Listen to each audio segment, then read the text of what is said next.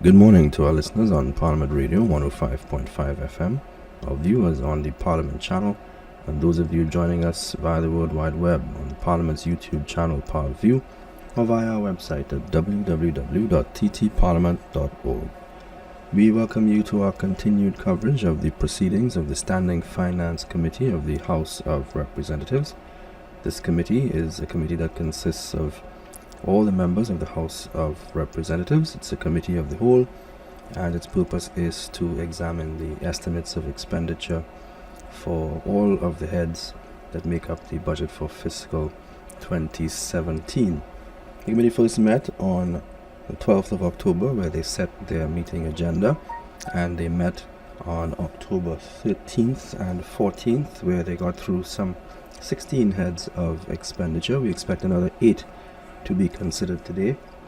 First being the Ministry of Health, followed by the Ministry of Social Development and Family Services, the Ministry of Public Utilities, the Ministry of Housing and Urban Development, the Ministry of Community Development, Culture and the Arts, the Elections and Boundaries Commission, the Ministry of Tourism, the Ministry Office of the Prime Minister. So those are the heads expected to be considered today when the Standing Finance Committee begins at 10:30 a.m., which is in just about 10 seconds time. So we invite you to join us as we go over to the Parliament Chamber for the start of the proceedings.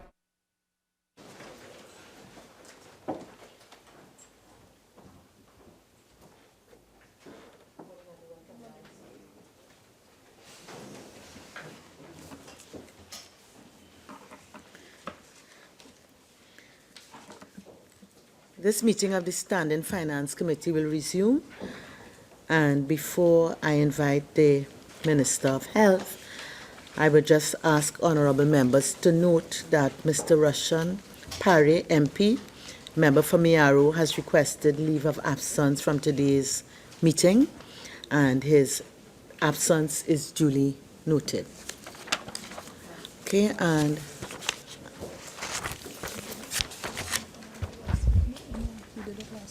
we did it on Friday for an extended period. Yes, thank you very much. Okay, so Head 28, Ministry of Health. Head 28, Ministry of Health, $5,506,381,330. I will now invite the Minister of Health to make a brief opening statement, not exceeding 5 minutes. Thank you, Madam Chair. Madam Chair, the vision of the Ministry of Health is to, as far as humanly possible, be a people-centered, caring, proactive institution that assures certain standards of care, to be achieved through sound and effective leadership, evidence policy making, effective planning, monitoring, and evaluation and collaboration with stakeholders. The Ministry's priority areas for 2017 include a renewed, dedicated, comprehensive focus on addressing the burden of non-communicable diseases, strengthening of the maternal and child health service delivery model of care, effective, appropriate, and compassionate care of the elderly, with a focus on promoting healthy aging, protection of an unobstructed, equitable access of care to our vulnerable populations, improved modern paradigm for the delivery of mental health services, ensuring a safer and healthier environment through strengthened environmental health policy and expansion and mainstreaming of dental services in the RHA and the community. So whilst I have enunciated the vision, the reality is a little bit different, Madam Chair, because it is no secret that there are a number of challenges facing the effective, efficient, and adequate health care of services of Trinidad and Tobago, and there are some unmet needs. It is no secret, Madam Chair, that this country has been plagued over the years by chronic drug shortages. We have an unacceptable situation as far as maternal health is concerned. We have an unacceptable situation where, as a Minister of Health, I inherited 14,000 reports to be read which is untenable. So whilst we have a vision to be in a certain place, there is a gap to be closed between the reality and achieving that vision. In doing that, we are going to address certain areas in terms of human resource management, health infrastructure. We are going to address the issue, which is chronic as far as provision of medicines and essential services are concerned. But the centerpiece of the Ministry of Health moving forward has to be a focus not on treatment, post-diagnosis, but a focus on preventative medicine. And that is where I urge the population to get behind the Ministry of Health in this NCD policy. Madam Chair, I thank you for the opportunity. Thank you very much, Minister. Honourable members, the question is that the sum of $5,506,381,330 for Head 28, Ministry of Health, stand part of the schedule. Honourable members, the sum of $5,506,381,330 for Head 28, Ministry of Health, is comprised of monies proposed for expenditure under the following subheads and items to be found in the draft estimates of recurrent expenditure, draft estimates of the revenue and expenditure of the statutory boards and similar bodies and of the Tobago House of Assembly, and the draft estimates of the development program. We now proceed to consider the draft estimates of recurrent expenditure. Subhead 01, Personal Expenditure, page 208. Item 001, General Administration, page 208. Member for Faisaban. Madam Chair. Good morning, Minister. First question relates to salaries and COLA, and I note an expenditure of $33 million would have been spent in 2016, and a similar estimate for 2017. My question, I'm just trying to get an overview of, in terms of the staff in the Ministry of Health. I know this is general administration, but can you, Minister, indicate how many staff would have been covered by this personnel expenditure? Thank you, Member. The number of positions in the Ministry of Health is as follows, and these are positions: permanent establishment, 1,316, which covers general administration and vertical services. Permanent establishment as regards institutions, which will be the RHAs, hospitals, and health centers, 452. Contract establishment positions, 263. Daily rated establishment positions, 431, giving you a grand total of 2,462. Thank you. You're welcome. I also note, looking at the 2015 actual expenditure, that there was a decrease in expenditure of almost $10 million less in 2016 and projected going into 2017.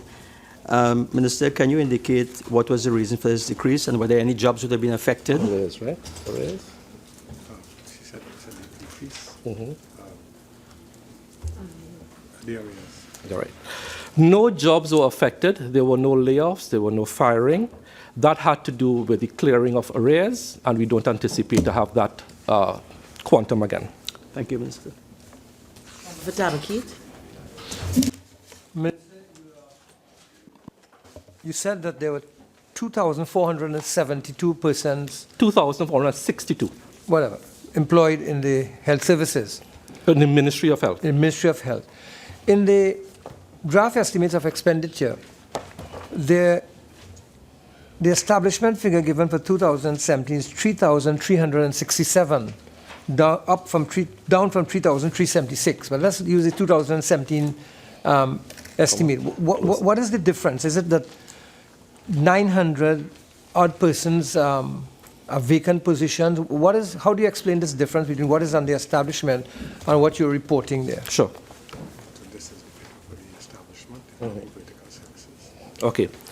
So the establishment, let me remind, is 1,316. However, in that figure, there are some vacancies. The number of vacant positions without people is 242. And these are positions we are seeking to fill. Under contract establishment positions, where we have 263, there are 215 vacancies newly approved which we have to fill. So that could account for some of that. No, but Uh-huh. I'm saying to you, the documents provided, right? Sure. Draft estimate of expenditure. You have a list of all the positions on the establishment. And it's reporting here 3,367 persons on page 181 of the document, right? But you are saying, and now you're calling a number of vacancies. Yes. So while you have 2,462 you're reporting, it's much less than Okay. that. Right. Right? But what is this 3,367 persons? Yes. These are Positions, sorry. these are positions, Honourable Member, that were transferred to the RHAs, which have not been abolished. And so the RHAs are still being effected as Ministry of Health staff. Remember, you had a transitioning of staff from Ministry of Health to RHAs. So we are still going through that process from 1994 to now. So this book is wrong.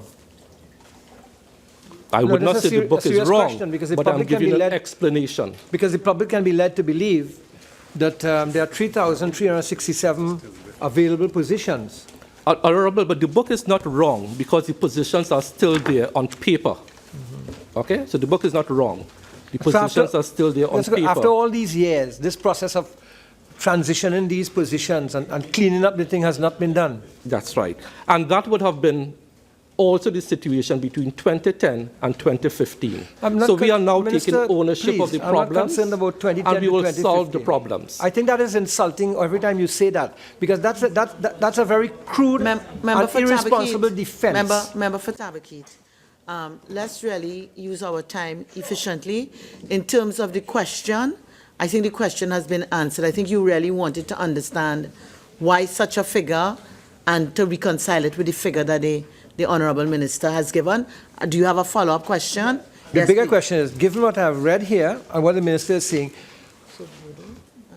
how many vacancies are really there in the Ministry of Health now? Sure. As I said, on the permanent establishment of the 1,316 positions, there are 242 vacancies. On the contract establishment, where there are 263 positions, some of these are newly approved, there are 215 vacancies, giving you a total of 457 vacancies, and we are taking all steps to start to fill those vacancies. That's of the 1,000. No, of the 457 vacancies that exist. Out of 2,000. Let me go over. Of the permanent establishment, there are 242 vacancies. On the contract establishment, there are 215 vacancies, giving you a total of 457 vacancies. Right. Good. Of how many persons? Of 2,462. And we are taking all steps via advertisements in the papers, a clear, transparent process to start to fill these vacancies. Thank you. People with the correct qualifications and the ambition to work in the Ministry of Health. Member for Faisal. Thank you, Madam Chair. Honourable Minister, in regards to those 457 vacancies, can you indicate the categories in which these vacancies Sure. would be? So some of the categories are, I will give you some of the major ones because you have some vacancies of one person. Do you want the entire list? No, just Okay. so we have an idea. Principal Medical Officer of Health, Epidemiology, 1. Medical Director, Health Programs and Technical Support Services, 1. Advisor, Institutional Medicine, 1. Epidemiologist, Non-Medical, 1. Entomologist, 2. Occupational Hygienist, 1. Senior Dental Surgeon, 1. Dentist, 1, 12, 6 permanent and 6 temporary. Dental Lecturer, 2. Dental Nursing Instructor, 2, 1. Dental Nursing Instructor, 1, 2. Dental Nurse, 23. Dental Assistant, 23. Chief Perhaps, Nursing I'm sorry. Officer. Sorry, Minister, perhaps you could provide that in writing for us, just in the I will interest of gladly, time. yeah, sure. Thank you. But just out of that, just as a follow-up, is there any major category, for example, that stands out in those vacancies? Yes, we have some medical officers, one. We have 19, community health nurse, QPCC, 18. So those are some of the ones that will jump out and grab Thank you. you. Thank you, Madam. Okay, member for Shogunas East. Thank you, Madam Chair. Honourable Minister, for the period under review 15-16, can you indicate how many of the contract positions were not renewed? Were not renewed. Yeah. Okay, thank you. Might I just suggest, though, member for Shogunas East, if you could hold your question, contract services will come under goods and services. Okay, And we're I- still in 01, Well, personal expenditure. Madam Chair, I was just responding to the categories that he indicated. Well, it But was I could- based I could on a return it. question that had come That's from okay. under personal expenditure. Okay, if you could take notes, so you could remind me Yes, of it. please. Well, in any Karen case, East. Good morning, Chairman, and good morning, colleagues. morning. Minister. These positions that you just enumerated for the Ministry of Health, the vacancies, they are being filled by whom? Is it the Public Service Commission fills those vacancies? Most, if not all of these positions I have called out Yeah. are being filled by the Service Commission Department. I could understand the difficulty, yeah. Member for Tamki. No, I just asked. Member for Faisaban. Thank you, Madam Chair. With regards to No, line it's a item public 14, service. Minister, remuneration. Line item 14. 14, yes. Yeah, remuneration to members of cabinet-appointed committees. Can you indicate in 2016 what were these committees and their membership? And I see there's also a projection for 2017. Could you give that information likewise? What were those committees? The only one I have is clinical assessment. The, In writing, The- because you want the membership also of the committees, not just the committees. Well, the committees and the membership. and membership, Yeah. So, Minister, could you undertake of to get course. that in writing, please? Of course. All right. Member for Faisaban. Moving on to line 29, in terms of the overtime for 29, daily, yes. overtime for daily rated workers. And if we were to add to that the wages and COLA, we're looking at an expenditure of about $3,538,800. Can Minister indicate how many workers would have been responsible for this overtime? And just to give an idea of what services are provided by these workers and where? The daily rate of estimate is 430. You can't say, you don't have the figure for the Okay. person. So the daily rated establishment which this will apply to will be 431, which I called out earlier. So to answer part of your question, 431, as to what they do exactly, I could provide that to you in right here. Insect vector But most of it, I understand, will be for insect vector and Zika. and the thrust with Zika and so on. That's important because I Right. want to come to that later Sure. on. Member for Carinese. Honourable Minister, item number 14, members of Cabinet-appointed committees. 14, yes? Would you give us a little indication of the committees, the names of the committees that... That was asked already. That was asked, and there's an understand. undertaking for it to be given in writing. All right, The okay. names of the committees and their membership. Item 004, vertical services, page 209, member for Faisaban. Chair. Again, with regards to line item 01, salaries and costs of living allowance, and I note an expenditure of $49 million in 2016, Minister. I know we've spoken about the number of employees, but I'm just trying to break it down here now in terms of the vertical services. Can you indicate how many employees would have incurred this expenditure? How many employees in the vertical services? Yeah. That is what you are asking. Do we have that information? I'm getting the information All right, to sure. you, honorable member. It's part of that you called out. Yeah. But So it will be part of the 2,462 will be included in there. Part of So the, vertical services will be included Yeah. in the 2,462. So if you want a breakdown of vertical services. no, just the total number in vertical Yes, services. So I have so an my idea. information is It's 971. 971. Okay, because I have a few questions with Sure. vertical, which will probably bring out the other answers. I also noticed that compared to the expenditure in 2015, that there was a decrease of almost $20 million in 2016. Can you, Minister, explain what was responsible for this decrease and if any jobs were lost by this measure? No jobs were lost, It was the arrears. but this would have been due to the payment of arrears. So I can guarantee you that no jobs were lost. Thank you. With regards to this same line item, Minister, I note that you had indicated that you would be establishing a Directorate of Women's Health. Yes. And I note that your plans for 2017 indicate an increased emphasis on maternal well-being. Has any provisions been made for the establishment of a Directorate of Women's Health in this allocation for 2017? Remember, this would not, the position and the remuneration for the Director of Women's Health will not fall under this line item. Can you indicate where that will fall, Minister? It will fall under contract employment. Okay, thank you. Remember for Caroni East. A little idea of what are your vertical services? Sure. So vertical services are those services which were never devolved to the RHAs. They are services under the direct control and administration of the Ministry of Health that tend to be national in scope. So there are 22 vertical services, and they are as follows. Well, The the larger ones. Well, they are all large.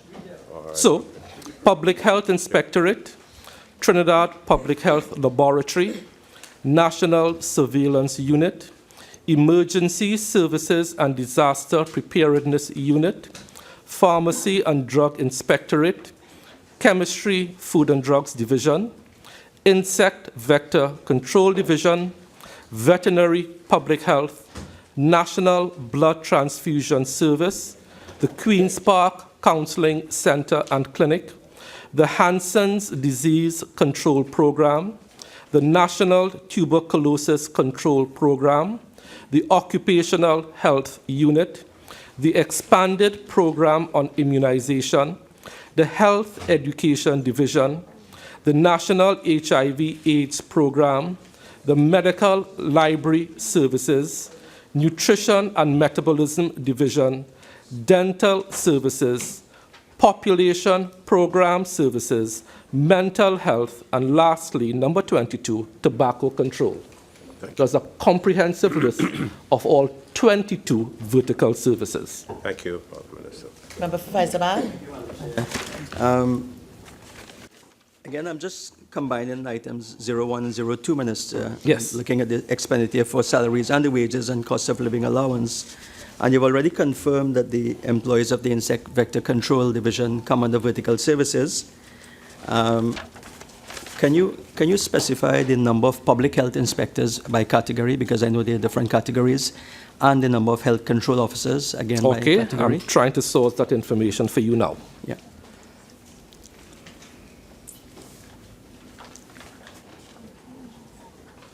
Do we have that, or should we provide it? Member, I don't have that at my fingertips, but we can provide it for you. We do have it. Oh, sorry, we do have it. Sorry. So this first column is positions, second. So, Third is vacant. Director Veterinary Public Health, 1. Director Veterinary Health Assistant, 3, 2. Would be fine. Total figure, 971. No, that, you will have to provide that. I will have to provide that figure for you. For the public health Yes. inspectors and the Yes. health control officers. Because I have the aggregate, your specific question, I can provide it to you. Sure.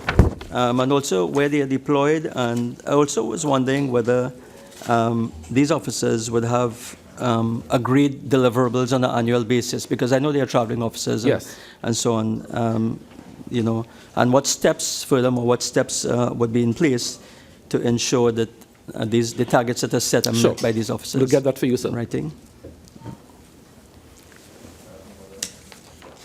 Member for Tabakit. Minister, through the chairman, 2 questions. I'll ask the first one first. Sure. The Pharmacy and Drug Inspectorate Division, we continue to see a lot of drugs on the shelves, and you go and ask for drugs, and it's all written in Spanish. There's not even English writing on the boxes of these drugs. How are these drugs being allowed to come into the country, being sold in total Spanish that the people cannot read and interpret, and whether those drugs are being approved by the pharmacy and drug inspectorate? That's an excellent question, and let me answer that in a very holistic manner. Since 1981, when I became a pharmacist, I have been raising this issue. It's what started off as a suitcase trade with drugs coming in suitcases is now a flourishing trade, not only in drugs, but in cigarettes and every other commodity where there's high demand for. And I will say this now, the increased taxation on local cigarettes is going to give rise to more so-called suitcase trade in cigarettes. So we have a problem at our ports of entry. What we are doing is trying to beef up our drug inspectorate at ports of entry, but they are not there 7 days a week, 24 hours a day. What we do is try to seize these things after the fact and also at ports of entry when they are there. But we have an issue to address with customs at our ports of entry to make sure not only drugs, but cigarettes and everything else that comes into this country are duly licensed and approved by their regulatory bodies. So, Minister, are you saying that these drugs that the public has access to and are consuming are drugs that may not necessarily have passed stringent checks at a properly operating pharmacy and drug inspectorate division? That possibly exists. As I say, I raised it many times since 1981, when I became a pharmacist. So then, Minister, aren't these inspectors who are supposed to visit pharmacies, are they lapsing on the job? Are they visiting? Do you have a roster of how these visits are made and which pharmacies have been visited? And as I say that also, Minister, what are these inspectors doing to ensure that people who own pharmacies and operate pharmacies have licensed pharmacists while the business enterprise is open during the day? That issue is being addressed not only by the Drug Inspectorate, but also by the Pharmacy Board. My information is there's a shortage of officers. What we are doing is, the strategy we are employing is to have now collaboration between public health inspectors and chemistry, food and drugs to leverage resources. And that is what we are trying to do to address these shortfalls until we have an adequate number of inspectors. But again, Honorable Member for Tabakit, as I keep saying, there's a lot of personal responsibility. As a pharmacist, you take an oath to do certain things and not do certain things. And it should not be that everything in society should be punitive. There should be some degree of ethics and morality in what we sell to the public. There is a role to play for ethics and morality. There's a role to be played by law enforcement. But are you agreeing with me that the pharmacy sector is therefore highly unregulated in several aspects? I am agreeing with you that as a whole, many sectors of our retail trade are not properly regulated. I'm dealing specifically with the pharmacy sector. I will agree with you. Because like you, I'm concerned about... I will agree with you. Second question I had to ask has to do with the dental clinics, dental services. Minister, are these dental services available to rural communities through the health centers? And if so, is there a roster where these dentists go out and actually provide services through these centers? Yes.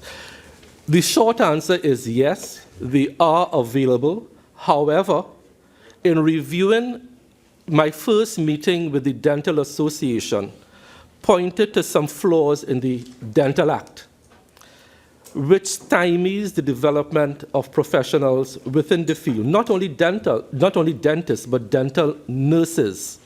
So I got a document just recently, 2 days ago, from the Dental Association, which I will now take to the LRC to have the Dental Act modified and modernized because what we need is more resources in terms of personnel and some equipment. But the dental services is one of these vertical services that the ministry retains.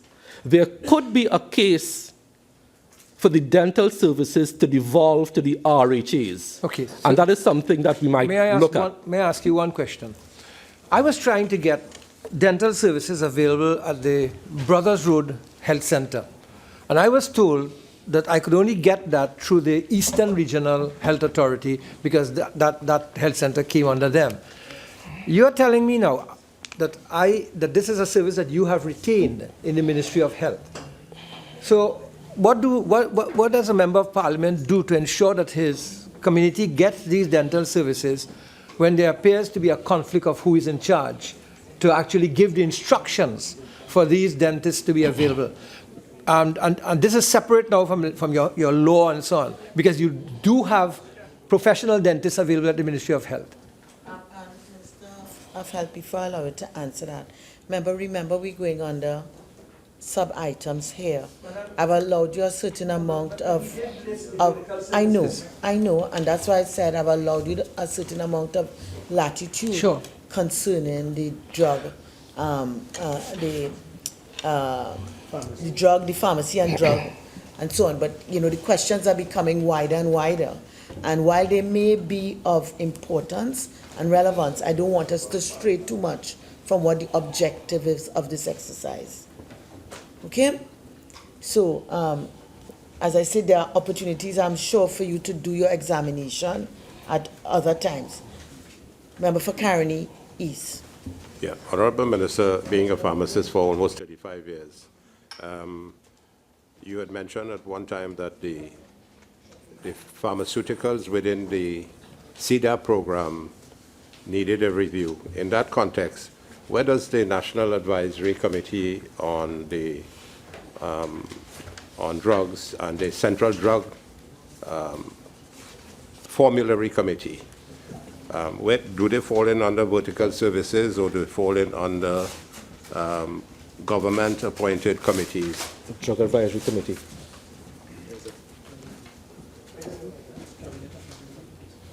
Those two committees which look after the revision of... The Drug Advisory Committee is a cabinet-appointed committee, so it would not fall under vertical services. Right, and the... And it is functioning. Repeat that for me. The Drug Advisory Committee Yes. is a cabinet-appointed committee, and it is functioning. What about the National Formulary Committee? National Formulary Committee. Also functioning. Honorable Minister, would you consider that those two committees be actively brought back into functioning again, so that a lot of the drugs that are under the CEDA program, which I'm sure you understand and acknowledge, would be reviewed and better functional and more effective drugs be put into the program? Well, your original premise is incorrect when you said to make them function again. I have stated clearly twice that both committees are functioning.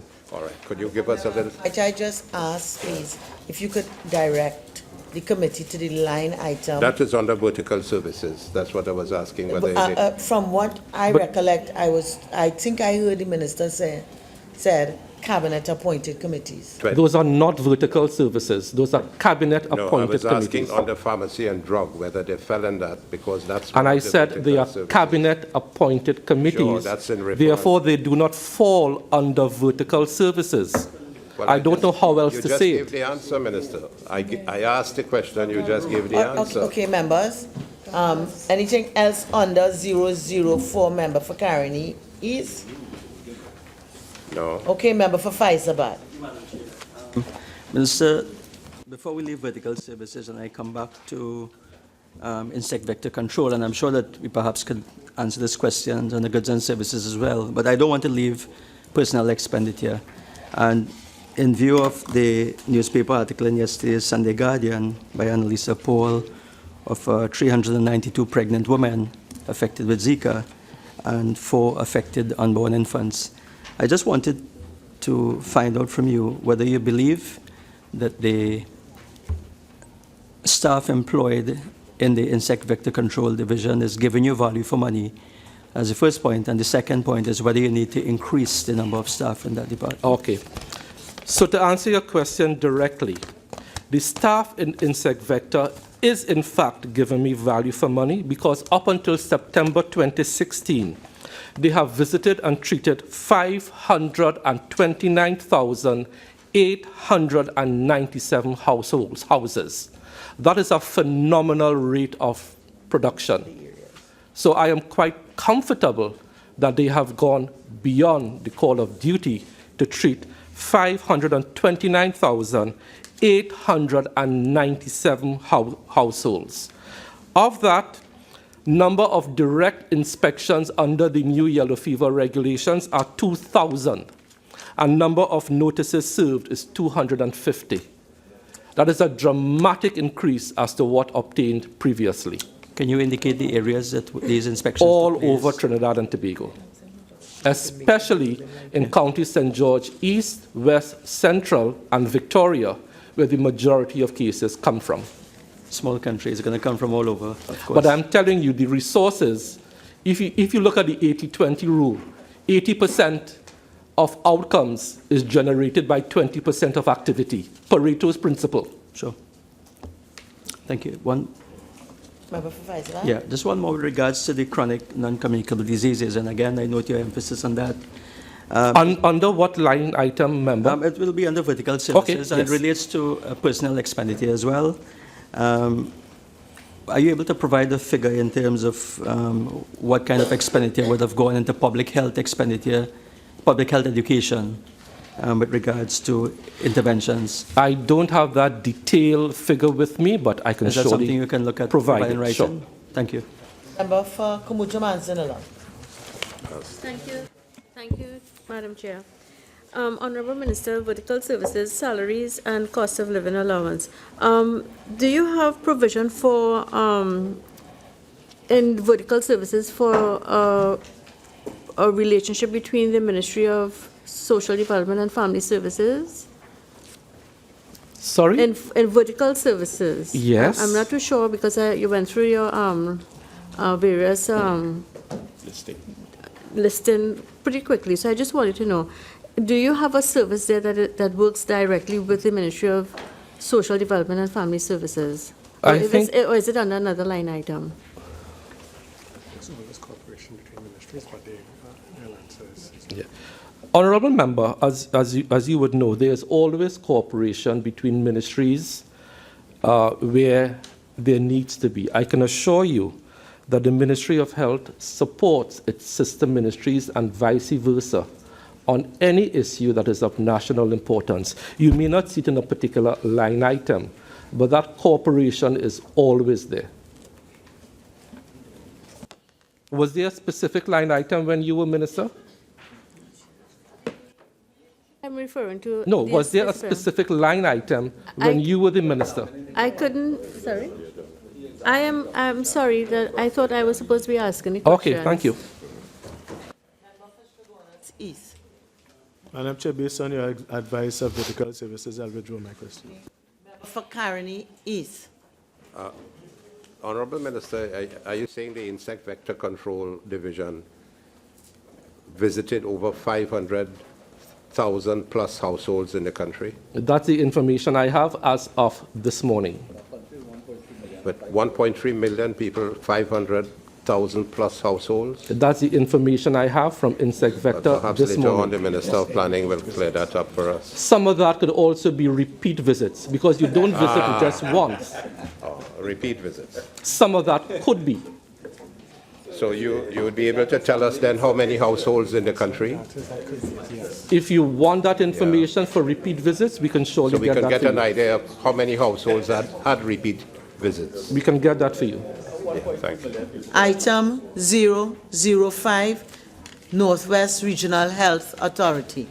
Member for Faizabad. Thank you, Madam Chair. And if I just, for the interest of convenience, I just want to ask a question that relates to this expenditure across the 4 RHAs, because, Madam Chair, you have 05, 06, 07, and 08. And if we look at that expenditure for salaries and costs of living, we look at a total figure of $72,310,750. Some of this information may have been provided already, but I'm asking if the minister can provide a list by category of workers paid by the Ministry of Health but deployed at each RHA, and perhaps, Minister, you could provide it in writing. Sure. But the point I really wanted to make was that there seems to be some sort of dichotomy in the reporting relationships between the workers who are paid by the Ministry of Health and deployed by the RHAs. I'll give you an example. For example, you might have a vehicle that belongs to the Northwest RHA, driven by an employee of the Ministry of Health. Something happens to the vehicle, the responsibility is not there, the reporting relationship. The other examples, for example, you might have attendants employed by Ministry of Health deployed in RHA hospitals. And so there are some issues there. I don't know if that is something that you are aware of and something that you would want to address. It is certainly something we can look at now that you have raised it. Okay. Anybody else? Item 006.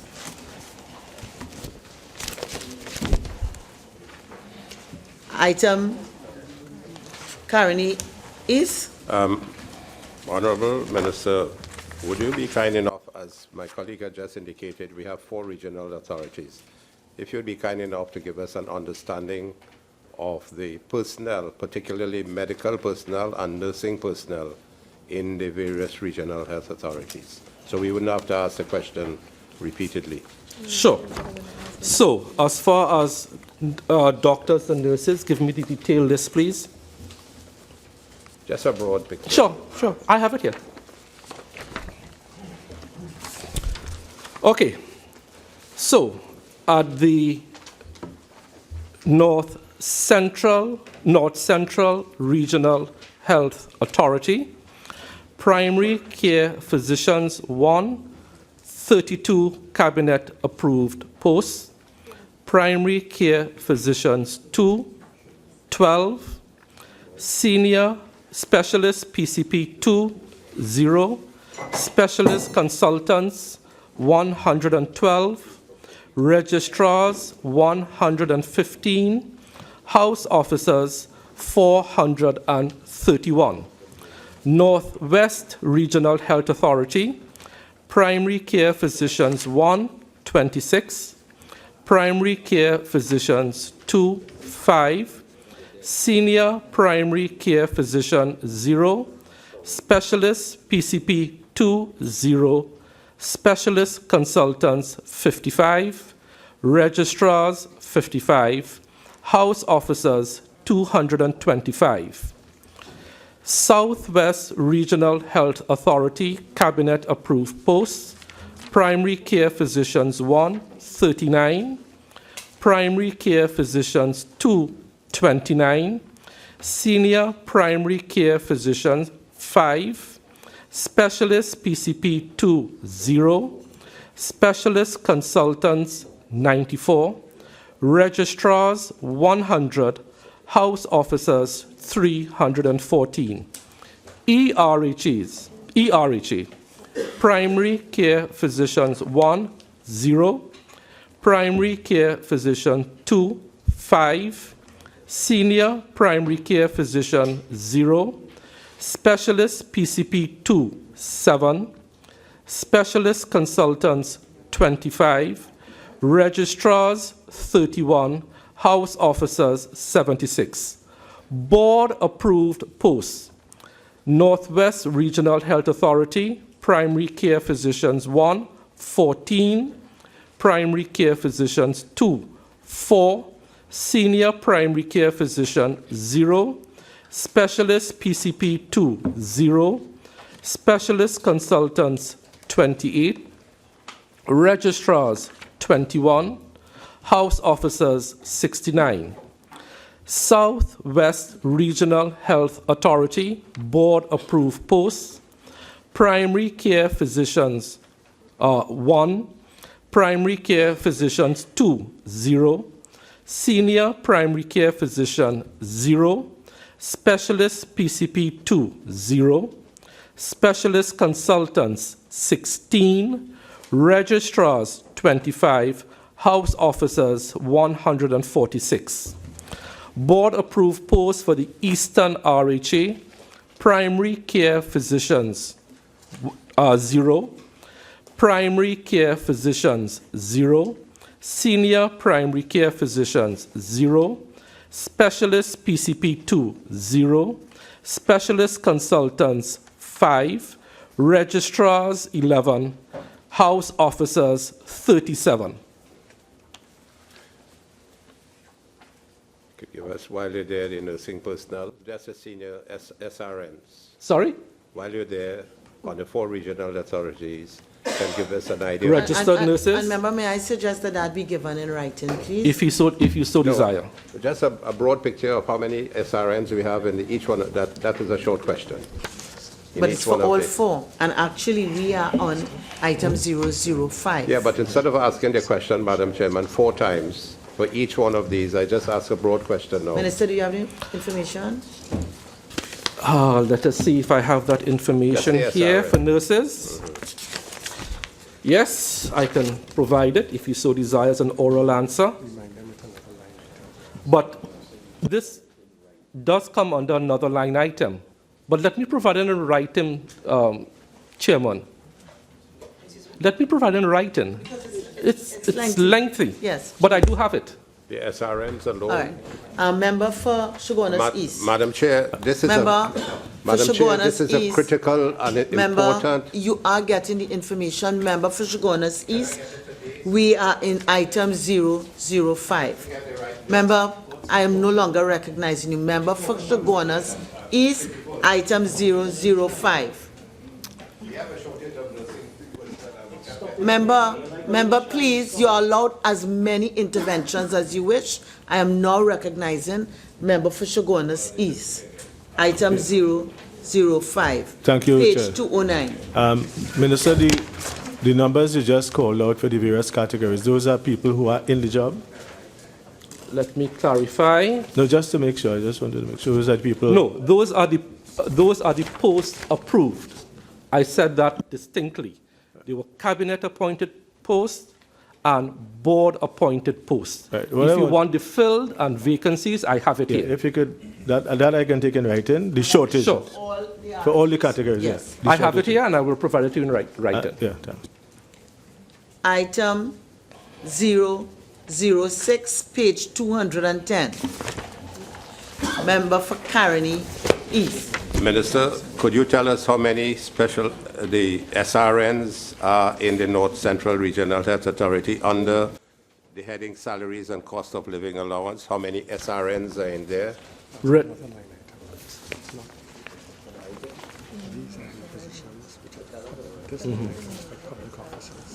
Yes. Right. That's a high. So, honorable member, line item, we are on head 006 and line item 01. Yes. Salaries and COLA. Yes. And you are asking me specifically about RNs. Yes. Let me just explain how this goes. This line item refers to Ministry of Health public officers at the RHAs, not the direct employees of the RHAs hired by the RHAs. So you're posing a question under the wrong line item. This is a line item for salaries for the NWRHA. Of Ministry of Health public officials working at the RHAs, which I gave earlier. No, you didn't give anything but nursing, Mr. Minister. No, what I am saying, the specific question you are asking about nursing, I am being advised it falls under another line item. Can you direct us which is the line item? Well, I am being asked to answer something on 01, and I'm pointing out to you that the question being asked under 01 should fall under another line item. what is the and it other is item? your What is the other responsibility line item, to so- ask the question under the correct line item. But what is the line item? Members, Current transfer. We could possibly look at current transfers and subsidies. But okay. that's your responsibility. Members, please. Member for Miaro, Faisban. I was looking at 009 when you reached there, Madam Chair. We haven't reached theirs yet. 007 Eastern Regional, sorry, yes, please. Member for Caroni Central. I just wanted to inquire, through you, Chair of the Minister, does the Couva Adult and Children's Hospital fall under North Central Regional Authority, Southwest, or Vertical Services? I just want to inquire. Could you just repeat the question, please, Honorable Member?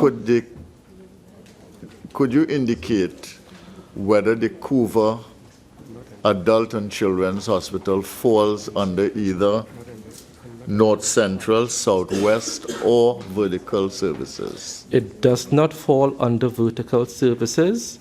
As a matter of fact, when I was looking into the whole issue of the Couva Children's Hospital, that issue was so muddled as to be unbelievable.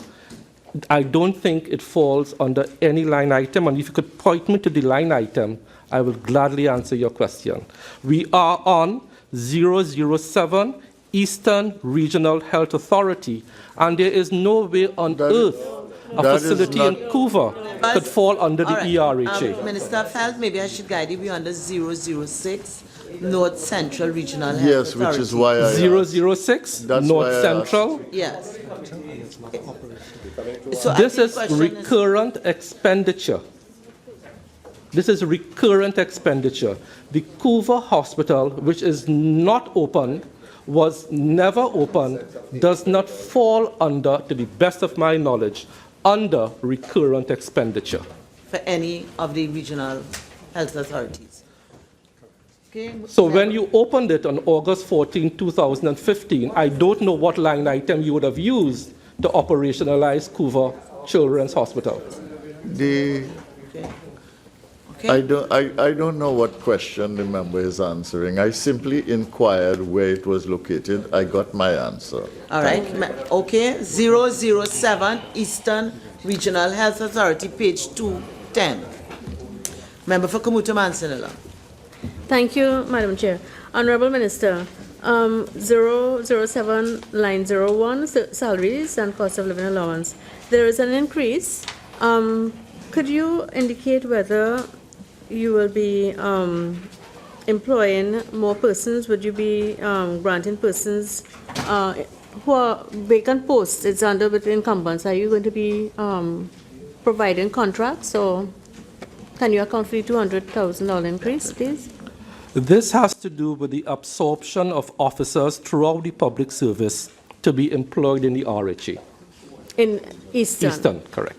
How many persons do you anticipate? I can't give you that figure right now. It's an allocation, and we will employ as we see fit over the next fiscal year, over this fiscal year. Is there a shortage currently right now in the Eastern Regional?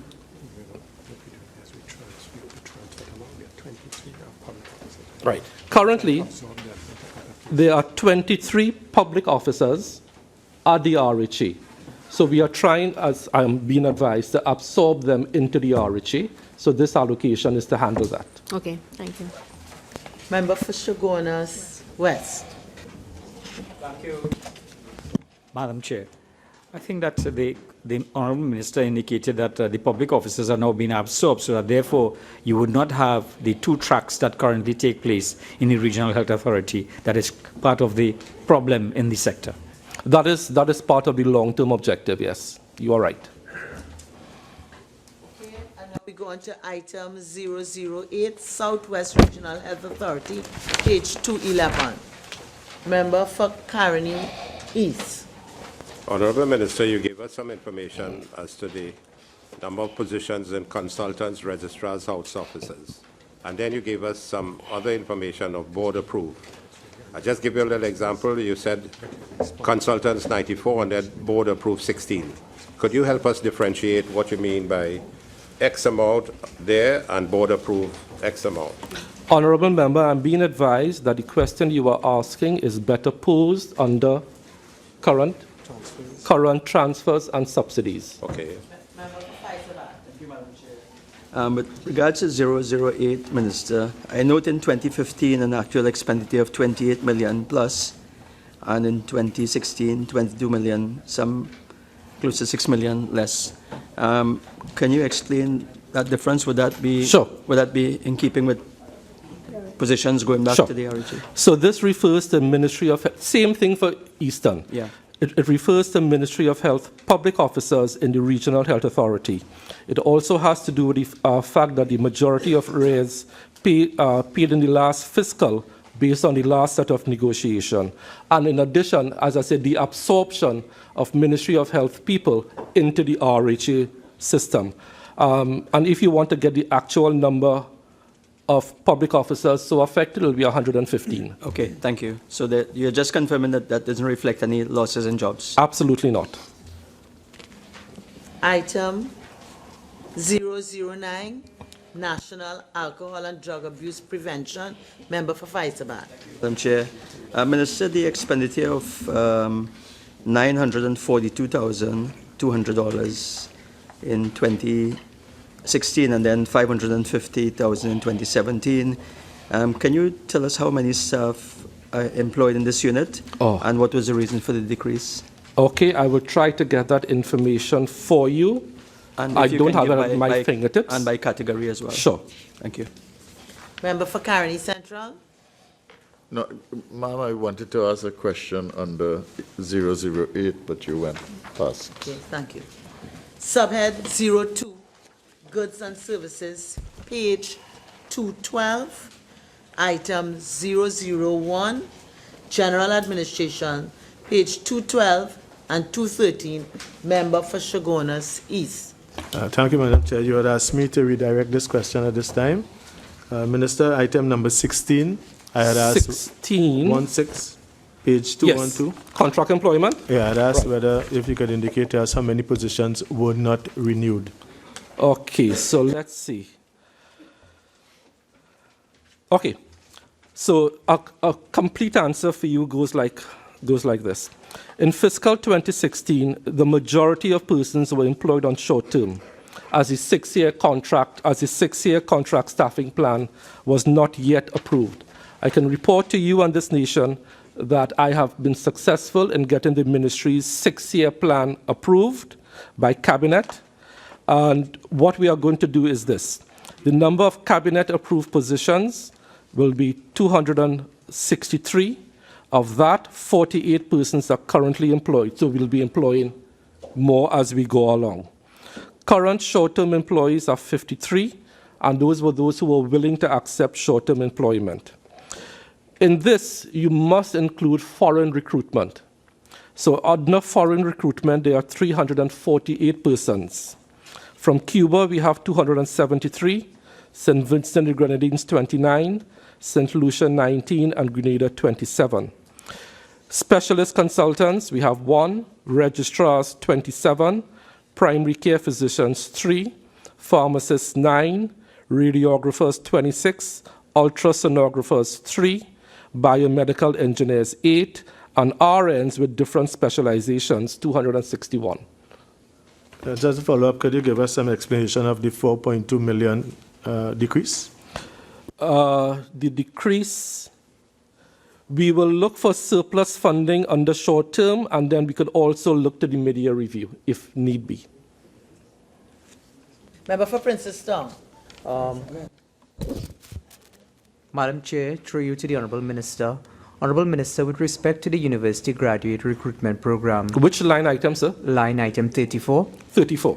Can you indicate whether the Ministry has identified which specialty areas will be looked at with respect to this particular programme? Sure. And I have that information for you because we looked at it just this morning. As you know, Honourable Member, in the year 2000, we started the Diploma in Medicine program. No, this is undergraduate. Sorry? He's talking about the Undergraduate. And this is being managed by central agencies along with the Ministry of Finance. Okay. Additional come. So this undergraduate, sorry, I misinterpreted your question. This university graduate program for $1 million is being managed by the Ministry of Finance, and the Minister of Finance already gave a very comprehensive answer as to how we'll be recruiting these university graduates. Minister. It will be, and I will reiterate what the Minister of Finance said, it will be based on merit to give the best and brightest some exposure in the public sector and some work experience.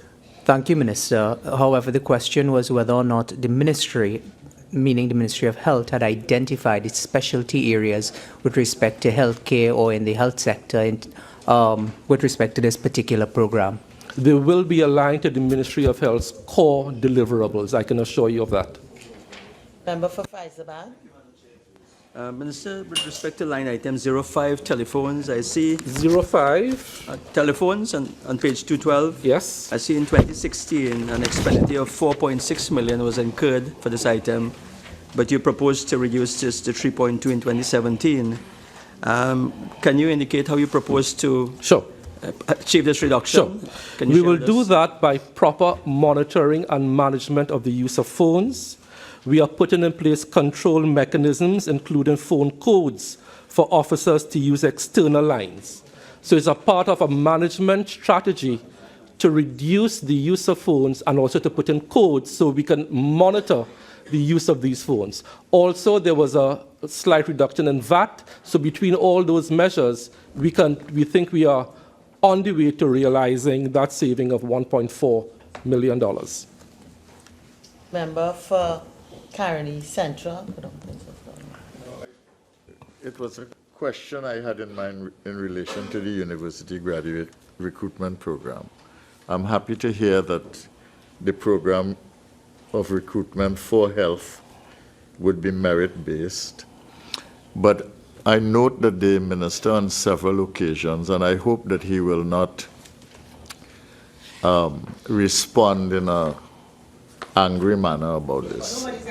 Nobody is angry here. Nobody's Please angry. do not. Caroni Central, you ask your question. I will ask my question, and it has to do with the fact that on many occasions, the Minister for Health indicated that in relation to the Couva Hospital, the Children's Hospital, that the graduates from UWI do not meet the specialist requirements of that particular hospital.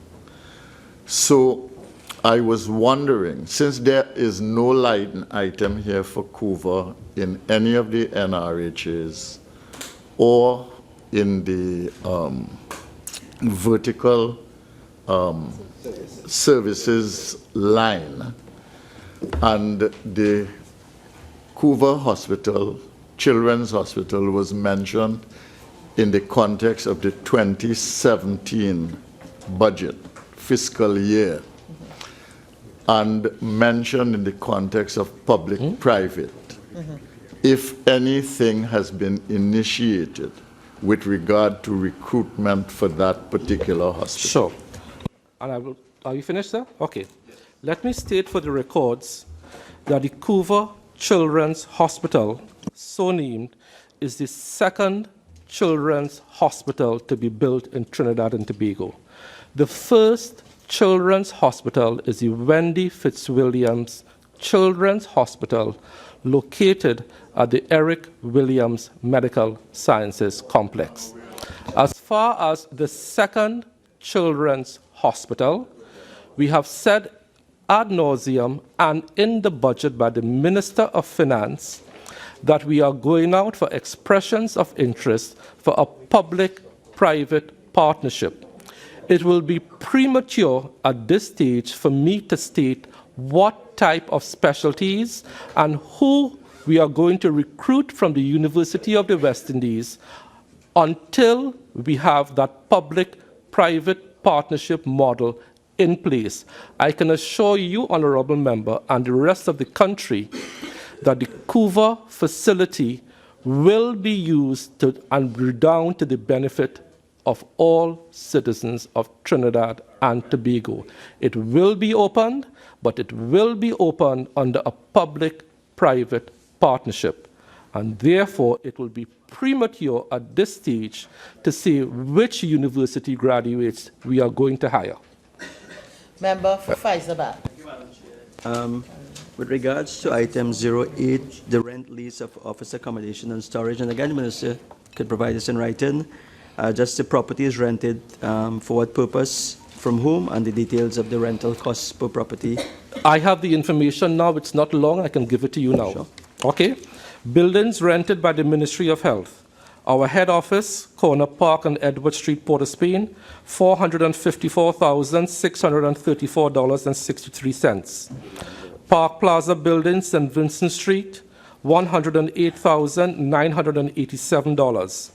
JSAC Records Management, El Socorro, $41,195. Sacred Heart Building, $203,550.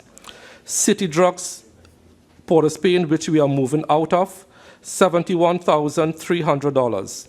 The Gym, Park and Edward Street, $15,552. And the last two, Trade Zone Complex, Records Management, $18,814. And the last one, Pan American Health Organization, $154,288.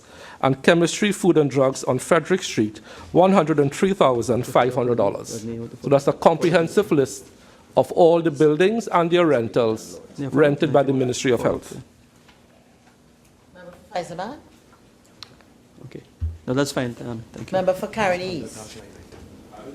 By the Minister, when I asked the question about nurses, Which line item, to Honorable come Member? under goods and services. Right. So I'm asking you, you directed me to goods and services. I'm asking you the question now, under goods and services, how many nurses are employed? Which SRS? specific line item, Honorable Member? Well, you have 16, which is contract employment, and you have 22, which is short-term employment. I have indicated, Honorable Member, that that should come under transfers and subsidies. We have not yet reached right. there. All right, I member don't for know how else to Princeton? say All it, right, can I Chairman. ask on contract employment, are there any nurses employed under contract employment in this area here? Item in 16. Goods and services? Under what? Item 16 and 22. 16. Under item 16 and 22. Under item 16, contract employment, that would be foreign. My information is that will account for foreign nurses. 150, Yes. 30 million for foreign nurses? Part of it will go to foreign nurses, not all. All right, so could you give us a differentiation? What part is for foreign nurses? I will certainly get that detail for you in writing. Member for Princeton? No, but I will take you after going in order. Member for Princeton? Madam Chair, through you to the Honourable Minister. Minister, line item 13, maintenance of vehicles. There has been a decrease by 468,800. Can you indicate whether or not the maintenance of vehicles are done in-house or whether or not they are outsourced, and if by whom? Sure. Before I answer your question, Honourable Member, I'll just go to the previous question for Member for Carney East. There are 261 registered nurses with different specialties under that. To give you the figure, the salary figure, I will have to get that for you, right? To answer Honourable Member for Princestown, vehicles are serviced by a combination of VEMCOT and the local distributors for whatever brand of vehicles that we have. Member for Oropouche East? Thank you very much, Madam Chair. Just to the Honourable Minister, for absolute clarity, I heard the Minister speak a minute ago. Could you tell us what year was the Wendy Fitzwilliams Children's Hospital constructed? Member, under what line item? What line item is that? I'm just responding to the statement he made to clarify. Member, I am certain that you will have an opportunity to ask that question in another context. Member, that reply was within the context of an answer to a specific line item. Member for Carney Central. But you went on to other people All right. and left me. Member for Carney Central. yeah, sure. Okay, and we now go on to item 004, page 213. 213. Member for Tabaki. Thank you. Under item 39, drugs and other related materials and supplies. 39. Yeah. in 2015, the drugs are unrelated material, $617.3 million. In 2016, it was cut, and the amount spent was 109 million less. Now you're coming with 760 million in 2017. Now, there were vast complaints by the population about a lack of drugs and the availability of drugs. And you gave several reasons about C40 and the system, and you blamed the entire ministry for the shortage of drugs. Is the reality that you really undersourced the financing of drugs, and it was not really the people problem, but the fact that in the budget you under-resourced the amount of money that was really required for drugs? Okay. To answer your question, one must admit, as I did in my budget debate, where I referred to drug shortages going back to 2014, and the identical drugs which were short in 2014 were also short in 2016. The problem is not underspending. The problem is that the Ministry of Health abandoned its role to monitor its contract partner, NIPDEC, in the procurement of drugs. I place the responsibility squarely on the Ministry of Health for abandoning its monitoring and evaluation of its contract partner, NIPDEC. How did you discipline, therefore, what you are therefore describing as errant public servants who engage in a process of deep mismanagement? It had nothing to do with errant public servants. It had to do with the lack of a department within the Ministry of Health that dealt with this issue. I have since put in a department whose sole responsibility is to monitor and evaluate not only its contract partner, NIPDEC, but all its contract partners like GMRTT to make sure they are held to the standard of performance that they are contracted to do. Minister, so it had nothing to do with any public servant being errant or inefficient. Let me say that clearly. Minister, that is contrary to what you said publicly about the quality of the public servants and the way they were managed. We'll go back to the newspaper records. Please do. And the question is, member? The question here is, why did you under-resource the amount of money that should have been put in here, knowing what the drug demands were? Let me give you an example. 40% of the drug budget is spent on oncology drugs alone. When I asked for the data to project what we need for oncology drugs, you know what I found out? That the cancer registry, which is supposed to generate the data to help us project the demand of drugs, consisted of one person and a half of a computer. And every time you try to interrogate the software to get data, the system would shut down. My solution is bringing in a registrar for the cancer registry and giving them new equipment. That has been done because garbage in, garbage out. If you start with wrong data to project the number of cancer patients we have, the type of cancers and the type of drugs we need in the quantities that you need them, and when you need them, you can't adequately purchase the drugs when and where they are needed. So my solution is management and providing leadership for the drug procurement process, starting with the whole issue of oncology drugs, which has bedeviled this country for years, and we are going to fix that. Mr. Minister, you have just said and you have confirmed that the management of the health services at the level at which it has to be managed with the top executives are deficient. And you must take responsibility for that. Because they have not been populated. Are you agreeing that there's deficient management at the level of the executive of the health? There are deficiencies in persons and number of persons. You are accusing the civil service. If they were doing their job, Minister, with due respect, if they were doing their jobs, you would not have those shortages. Member, are you going to ask a question? Okay, can we go on to Caroni East?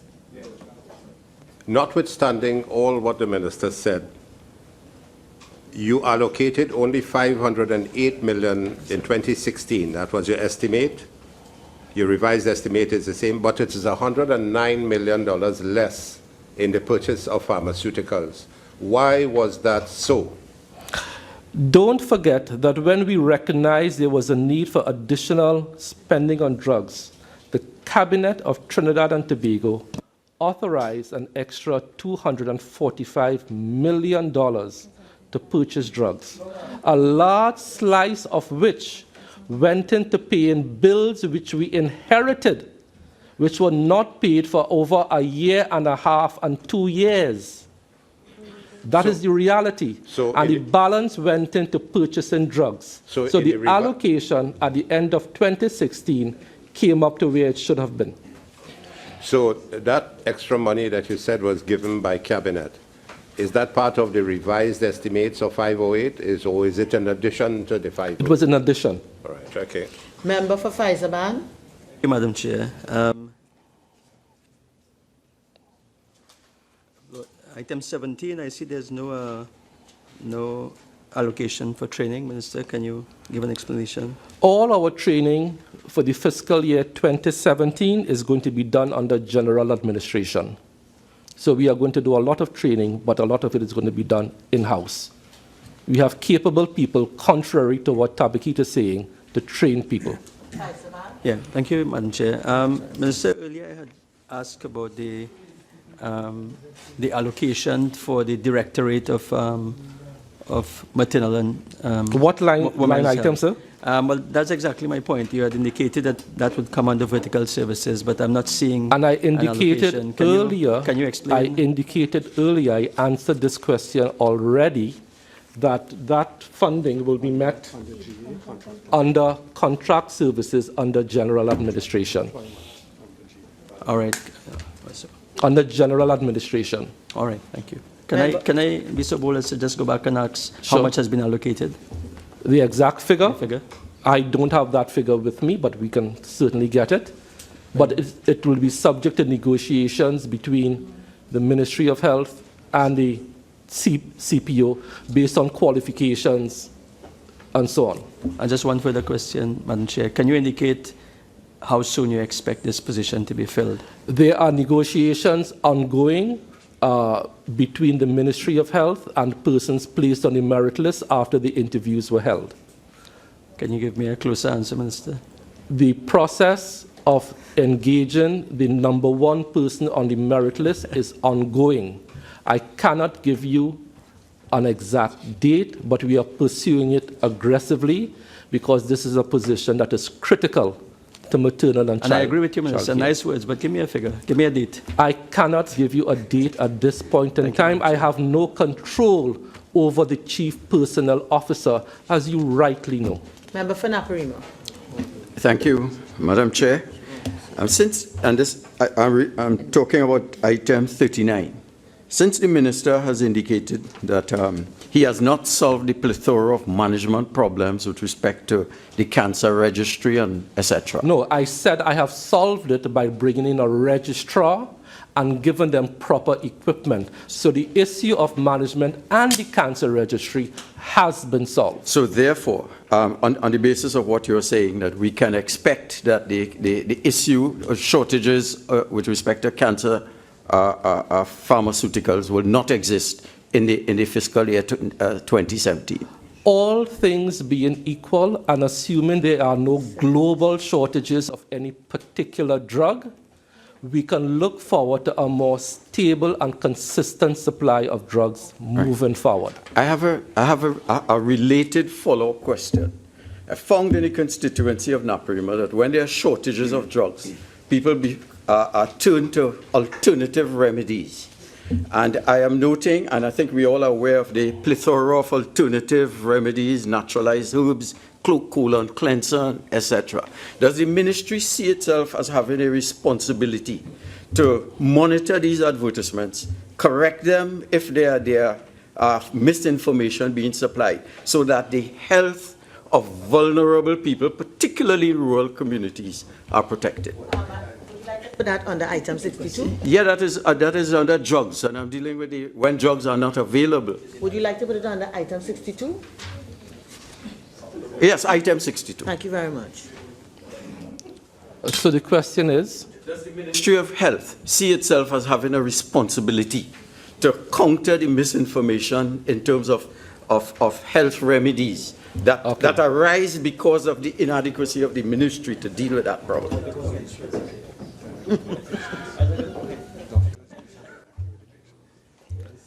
The issue that you have raised is one which has to be addressed not only by the Ministry of Health, but you have to remember that the licensing or the importation of these supplements, and there's a gray area in the law which the last Minister of Health was trying to solve. There's a whole gray area because many of those supplements do not fall under regulation, don't have to be approved by Chemistry, Food and Drugs. That's a gray area that we are now looking at, and I agree with you, we do have a responsibility to look at it. All right, so we could look forward to some kind of remedy during the next fiscal year. Because I'm telling you that there are a number of people... The remedy is legislative.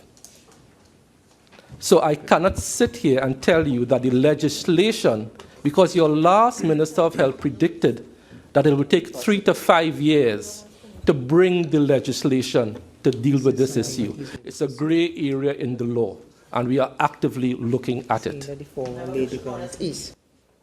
Thank you, Chair. Minister, I just wanted to get a straight answer in terms of, you indicated that part of the reason, or one Could you tell me which line item you're referring to, please? I'm on 39. 39, yes. Yeah.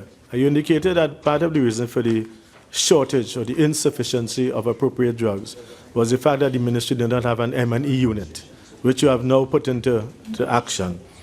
Given that that unit is now enforced, and given that you have now a $251 million increase in the allocation, I'm sure the public will want to know, and my question on their behalf is, by when will we be able to see where the adequacy of drugs will be able to be disbursed to members of the public? The adequacy has already begun because we are importing drugs every week under that emergency funding of $245 million. Orders were placed as early as May, June, July, and those drugs are coming in almost on a weekly basis. So there is a lot of relief currently in the system. Some of those drugs are coming in October, where there are shortages again, and some in November. We are now placing orders under the new fiscal year. NIBDEC, I understand, has already written to the Permanent Secretary in the Ministry of Health to seek the confirmation of funds.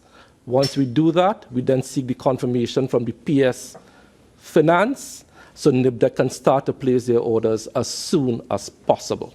So by what time do you think, or when? I mean, I know you can't give a specific day and month and so on, but tell us. Many people are in the institutions as we speak now, and they are not able to get the appropriate drugs. By when will you expect this matter to be significantly addressed? By the end of the year, most of these shortages should be addressed.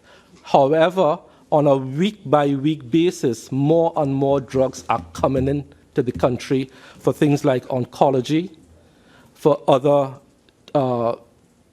treatment options like mental health. And let me just say this. There's a worldwide shortage of a drug called Modicate, which the mental health facilities depend on.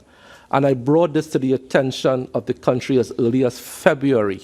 And this was confirmed by the Express, who did. So there are certain drugs that there are global shortages of. For example, morphine. There's a global shortage of morphine.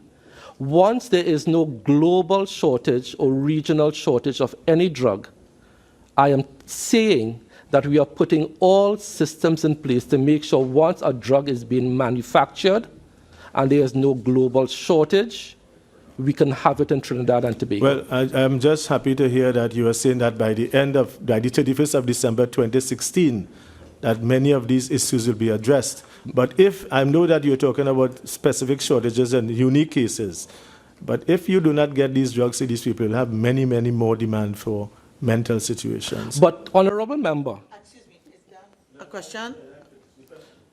Honorable Member, there is more to treating with drug shortages. When the Drug Advisory Committee makes a recommendations, for example, I got a request from a newspaper to say why there was a shortage of a particular brand of insulin. When I investigated it, it had nothing to do with a shortage of insulin. It had to do because the Drug Advisory Committee recommended a different type of insulin, which is actually better than what was being used. But because patients get attached to a certain brand and then you switch them, they claim drug shortage. There's another drug called digoxin, 0.125%. I was getting calls, why is this drug short? It is not that the drug was short. The drug was recommended by the cardiologist to be taken off the formulary because it was causing cardiotoxicity to patients. So we have to understand when we talk drug shortage, what we are really speaking about. Ms. West? Thank you, Madam Chair. It arose out of an answer that the Honourable Minister gave. He said that all training will be done in-house. My question to him, I see in the allocation, the training cost is $11 million. Is that the cost of the training in-house? There will be no direct cost to in-house training as we utilize in-house personnel. No. In your answer, you indicated that all training will be done in-house. It will be done under GA, General Administration. And but there is a cost associated with that and an estimate of 11 million. Are you telling the country and telling us now that that figure is not a figure that will be utilized? What's that?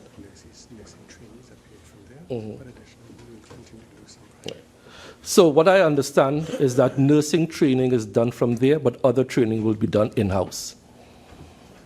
Okay, so I just want, for my purposes, my clarity of thought, that the 11 million is for nurses training and the and nominal costs associated with the in-house training from that vote.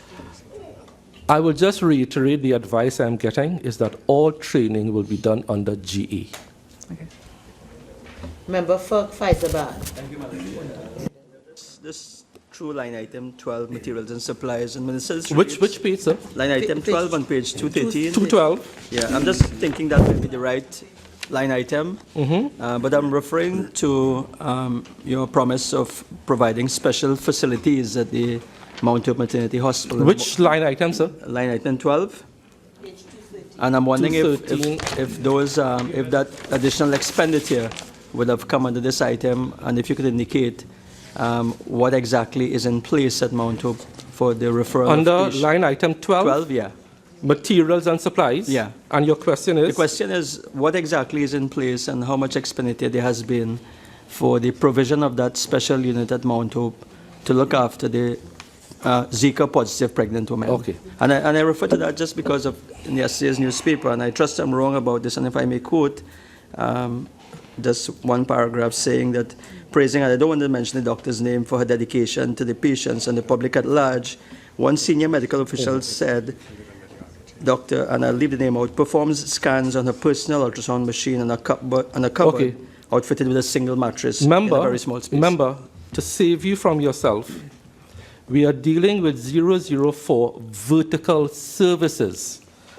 This is materials and supplies under vertical services. I'm just not Mount Hope Hospital. I'm just taking the precaution, Minister. Could you direct a question? Thank you, Minister. For the line item you have identified, as I save you from yourself, under 004, line item 12, vertical services. Thank you, Minister. I'm just taking the precaution because I wasn't sure where the allocation would be. That is obvious. And of course, if I get to North Central RHA, which I and that is where you need to raise it. I just wanted to be sure that I didn't miss the boat. Thank you. I will raise it again. Thank you, Madam Chair. Through to the Minister and maybe the Minister of Finance. Under line item 39, drugs and other related materials and supplies. Is there any correlation between the shortage of drugs that we have been experiencing and the issues that we have been having in foreign exchange, and how as a ministry can we have any sort of priority in ensuring that the proper foreign exchange is granted to the necessary suppliers? Answer to the first part of the question is no, so the second part does not arise. Zanilla. Thank you, Madam Chair. Honorable Minister, line 39, drugs and other related materials and supplies. The first question, there is an item stating from the Montreal Gazette that Modicate is no longer prescribed. Can you confirm that, and if it is so, is there an alternative drug that will be brought into the country? Yes, there is a second-line drug which we are bringing in. So the answer to your question is yes. Thank you. Member for Caroni East. With your quest to make the cancer registry much more efficient, which is situated at the complex, do you have any appreciation of the fact that even you make that registry efficient, there is still a weakness in terms of reporting of the cancer cases by the medical personnel dealing with cancer at a national level?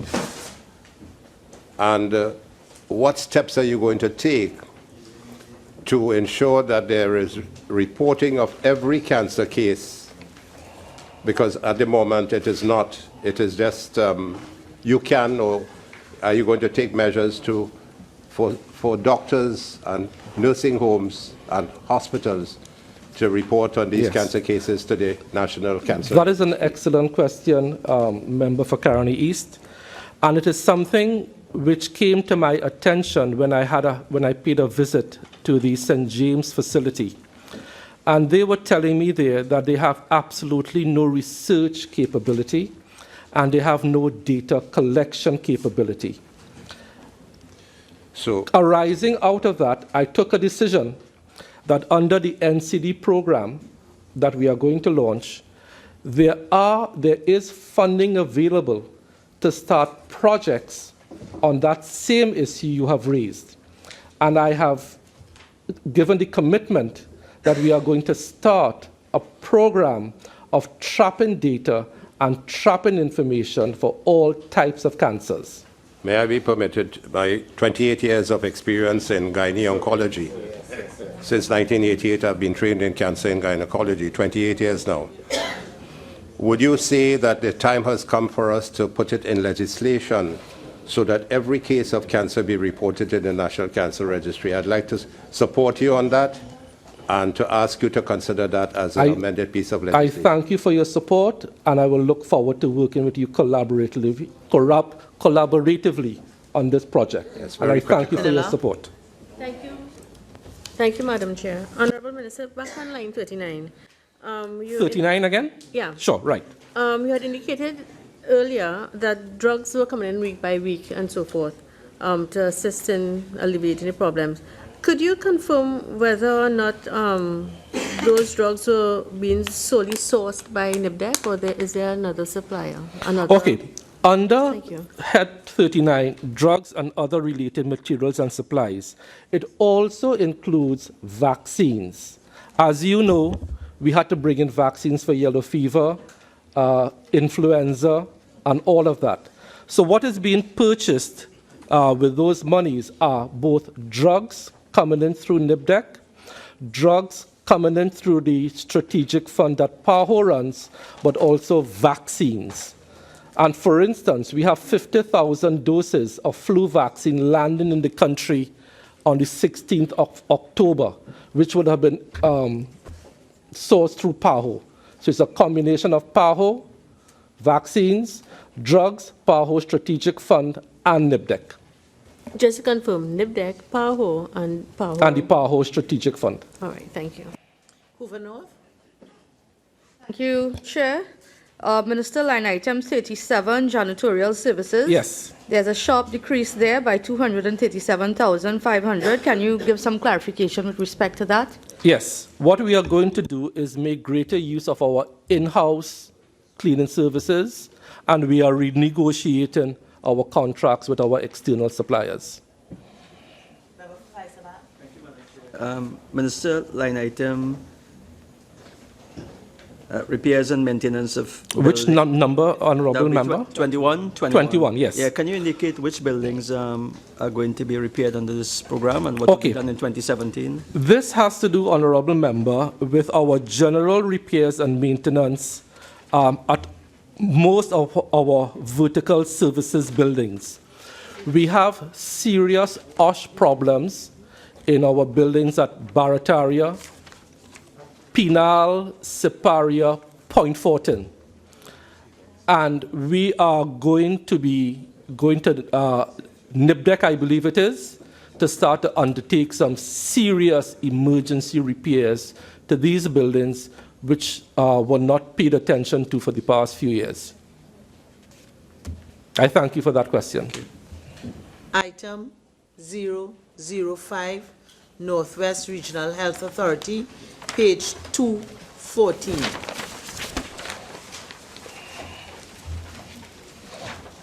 Item 006, North Central Regional Health Authority, page 214. Item, member for Faizabad. In subsistence, this is 006. There was a sharp increase there, Minister, on the 2016 for traveling and subsistence of almost $700,000. Is there an explanation for that? Yes. Again, this has to be, this relates to employees being absorbed once again from the ministry into the RHAs. That's fine. Item 007, Eastern Regional Health Authority, page 214. Item 008, Southwest Regional Health Authority, page 214. Item 009, National Alcohol and Drug Abuse Prevention, page 215. Member for Faizabad. Thank you, Madam Chair. Minister, in terms of the projected expenditure of, the expenditure of 1.8 million. Which line item, sir? 009, I'm just looking at the total figure there. Yes. And I'm asking if you can list the interventions undertaken in 2016 and the number of patients or the number of lives that would have been impacted by this expenditure by the National Alcohol and Drug Abuse Prevention Unit. Okay. I will have to provide that to you in writing. I don't have those details. Just to see if we are getting value for money with that expenditure. Member for Caroni East. Honorable Minister, could you give the country an awareness of where these institutions for drug abuse prevention are located in terms of the national area, because there's so many areas of drug abuse that the country is crying out for prevention programs and treatment, etc. Are you asking an item on the Yeah, it's a general item, national drug abuse prevention. The whole. Which line item, Honorable Member? 009. 009. Which sub-item, unless you're coming under 08? Yes, 08. Thank you, Madam Chair. I appreciate your support. And the question is? Could the Honorable Minister indicate the institutions and the areas where... Okay.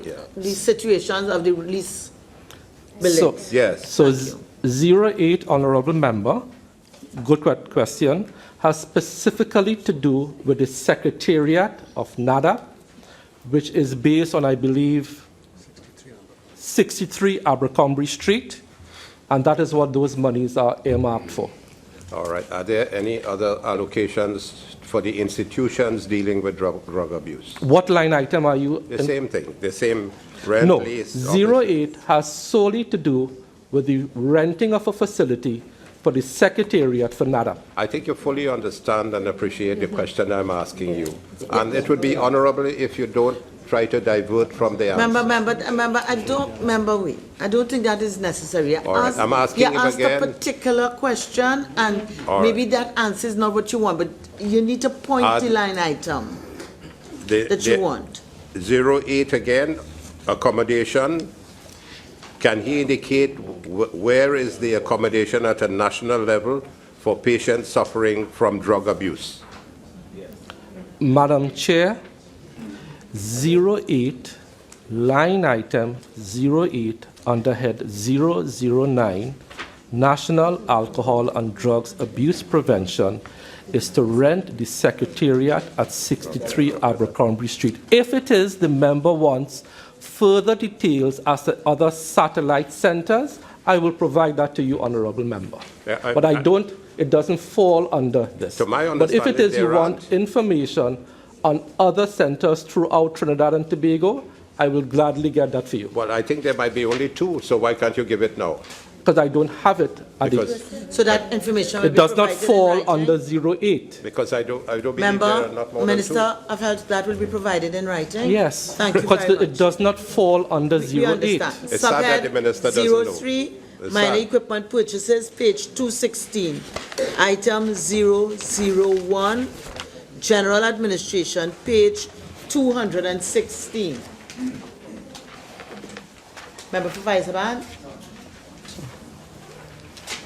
Item 004, vertical services, page 216. Member for Faisabad. At page 217. All right. Item 009, National Alcohol and Drug Abuse Prevention, page 216.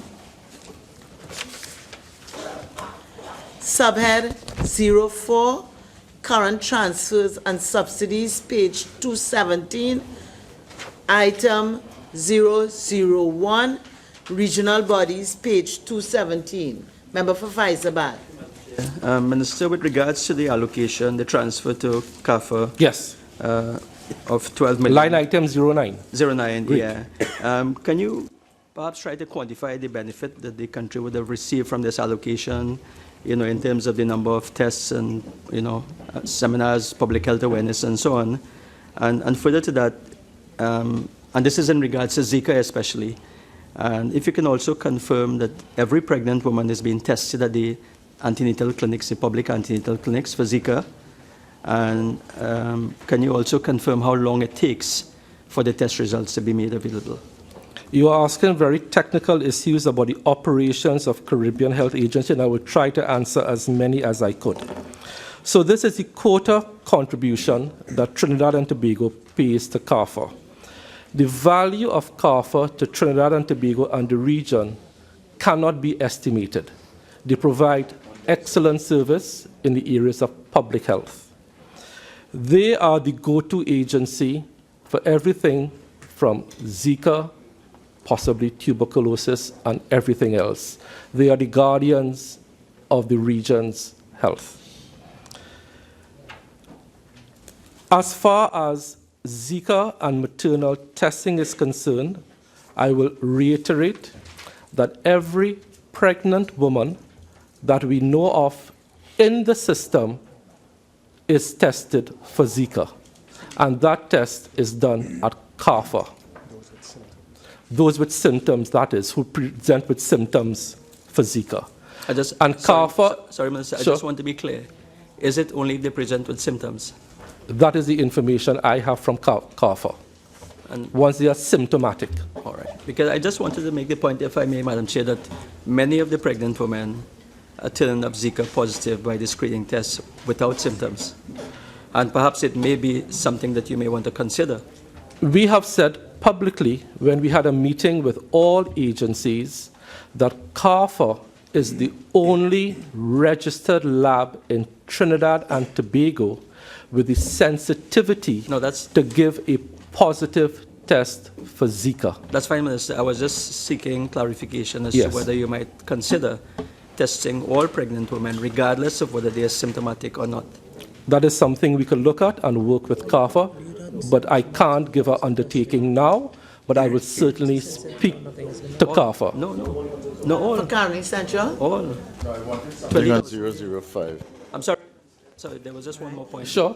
The length of time it takes to get back the test results, the average time. Yeah. And let me just say that CAFA's cost to do one test is close to $300 US for one test.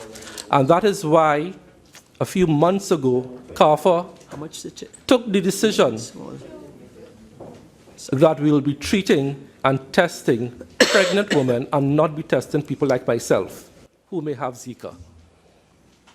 Because resources are limited and CARFA's protocol is to put resources where they will have the maximum impact, and that is pregnant women who present with symptoms, the elderly, and children under 5. The pregnant women. I'm not saying the entire population. For pregnant women? Member for Carney. Was it cost of is. one? Member for Carney is. Yes, Madam Chair. If the minister is saying that CARFA will test all pregnant women, I said they will test all symptomatic pregnant women. you indicated in the parliament here that there are women with Zika who present with no symptoms whatsoever, and there are approximately 17,000 pregnant patients annually. Is CARFA able to test these patients? If not, what advice are you giving to the pregnant patients who cannot be tested by CARF and don't even know that they have the Zika virus but want to be tested? What advice and where would you send them to have this test done? 17,000 women are pregnant annually, and a little more. Those who have live babies are 17,000. What advice do you have as the Minister of Education for testing these patients? Minister of Health, sorry. I had a conversation with Dr. Hospitalis just this morning on that matter and other similar matters, and we are trying to work out the funding to do just that. Minister, we have 2 members of parliament who are gynecologists, and we are besieged. Yeah. What do we do with the pregnant patients who come to us who require testing for Zika, and we don't know where to send them and what to do with them? We have said publicly send the samples to CARFA. I am trying to work with CARFA as we speak to not only treat symptomatic pregnant women, but asymptomatic ones. I had that conversation just recently. Item 003, United Nations Organization, page 270. No, they're done here. No, sorry, they're sent abroad. Carney, member for Carney East. Would the minister indicate if the International Atomic Energy Agency, that is line item 01, has concluded its investigation into the over 200 patients who have accused the Brian Lara Cancer Treatment Center from overdosing them with radiation therapy? Have that been completed? On becoming Minister of Health, I engaged ParlView to do just that, not only the International Atomic Agency. So I engaged ParlView to do just that. You have had 1 year as a Minister of Health. Has that investigation started, and where it is? Can you give us a status report? ParlView did their assessment, I think, around February or March of this year. They went to both private suppliers of radiation therapy, the Brian Lara Cancer Treatment Center, Southern Medical Center, and they also visited the St. James Center. And based on what they found at that time, they gave all 3 facilities a clean bill of health. Could you have that report available to the nation if it's possible? I will certainly check with the cabinet, and once I have cabinet approval. Of cancer. I have a lot of cancer patients still who have been burnt, and they have had cardiac toxicity as a result of the radiation onto their chest. Some have died. Could you give the country an awareness of what has happened to the 200 patients who had been given radiation beyond the dosage? This is not good enough. I'm a cancer specialist. These patients come to me. I'm a gynae cancer specialist. I deal with breast as well. I believe that question was answer the ask in another way? No, we don't have the appreciation of the answer. These 200 people, many of whom have died, their families are asking questions. What is the result? And member, I would say in terms of the details for the type of question, it doesn't fall under this examination, and I'm certain you will have an opportunity to get that response at another time. Yeah, we'll ask it under another. Member for Faizabad. Thank you, Madam Chair. Minister, with regards to the allocation to WHO, and we know they're a very important partner in health, I'm looking at the increase. Well, we can look Which line item, member? That would be 02.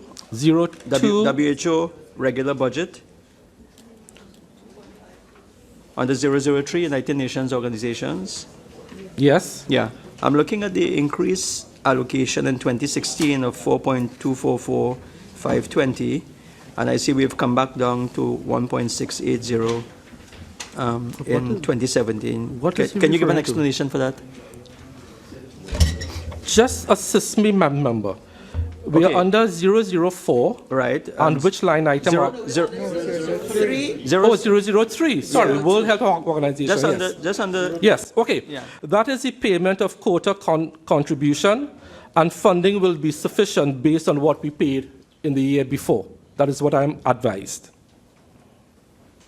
If you look, there was a serious fluctuation between the 2016 estimates. Yeah, that's what I'm looking Right. at. So based on what we paid, Yeah. I am advised that this figure is going to be enough. All right. No, but I was just wondering whether that additional figure in 2016 would have brought any particular program or value to the health sector, or not necessarily. Hold on.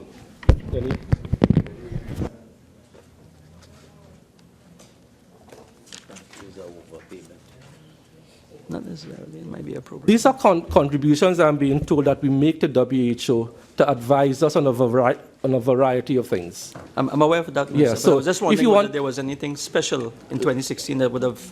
I can find out for you. Yeah, that's what I'm Sure. asking. No problem. Item 005, non-profit institutions, pages 217 and 218. Member for Caroni Central. Madam Chair, I just want to ask through you of the Honorable Minister. Under 005, items 01 to 19. Yes. There are no allocations, and I just want, and these involve non-profit organizations. Yes. I just wondered what was happening. Okay, that's an excellent question, member. And what I can tell you, these items are paid under another line item, which is line item 20, which you will see following very, very soon. So look out for it under line item 20. Member for Caroni East.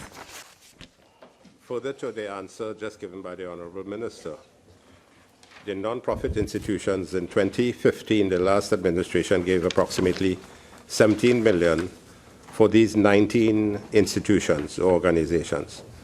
And in 2016, you had a reduction of 5 million approximately. The requirements for these to be very successful require funding. Why was the allocation for those 19 organizations cut by over $5 million for these 19 non-profit institutions, including Living Water, Lupus Society, South Cancer, etc.? Down syndrome. 5 million was cut. Yes. One has to be cognizant of the fact that the economic situation with oil at a price of $50 does not obtain, and what we were able to do with price of $124 will not obtain now. There are going to be some cuts, but if you would look at some of the critical areas like drugs, we are spending more on drugs. We are asking all persons to get on board. I can tell you the Autistic Society will receive $300,000. Breastfeeding Society from $250,000 to $200,000. I am being open. Everyone has to share a little bit in the burdens that we are now facing. The Cheshire Disability Services will receive $50,000. The Christ Child Convalescent Home will receive $613,000. Cotton Tree Foundation, $1.063 million. Diabetes Association, $150,000, and the list goes on. So we continue to support what all of us have to share in this time that we are in. In those 6 that you just mentioned, none of these is included in the 19 that is under this line item. Which line item, It's good that you have given support to those that you mentioned, but I'm speaking about the 19 items under the non-profit institutions, which you have not. They are all under line item 20, which I indicated earlier. If you look at line item 20... Okay, you give the answer that there's reduced economic burden. All right, I accept that. Item 22, I want to go under item 22, Madam Chair. Item 22? Yeah. Okay, yes. Now I will come to the question of under item 22, which is the National Alcohol and Drug Abuse Prevention. The 3.3 million that is being allocated, could he indicate if there are centers that within the nation that this money will be spent on, and where these centers for drug? Okay. My information is this line item is specifically for funding programs such as eye on dependency radio programs. So it's based on educational outreach. I give you the undertaking. If you want specific physical structures, I will get that information for you. You see, Madam Chair, I'm asking him because people listening who have families that require drug abuse prevention and help, they are at a loss as to where in this country that can give that. So I will appreciate a quick answer from the Minister. But the Minister said he doesn't have the information. And if you will look under line item 20, you will see Rebirth House, which we support, is a place to go for drug treatment. Okay, that's one. I think Serenity Place is also one. Oasis is another one. So we are supporting outreach centers under line item 20. Good, Minister. Just for the sake and the benefit of the national population, it would be nice if you, as a minister, tell the population where these centers are and where they can go. And if you look again, HEAL, Helping Every Addict Live. We give them a subvention of $120,000. Trinidad and Tobago National Council on Alcoholism, we give them $150,000. So there are all these satellite agencies which we support in the whole issue of drug addiction, whether it's drug addiction for alcohol. Thank you for allowing the painstaking questioning that I had to eventually come to the answer. But remember, it's under the appropriate line item, which I indicated to you. Thank you.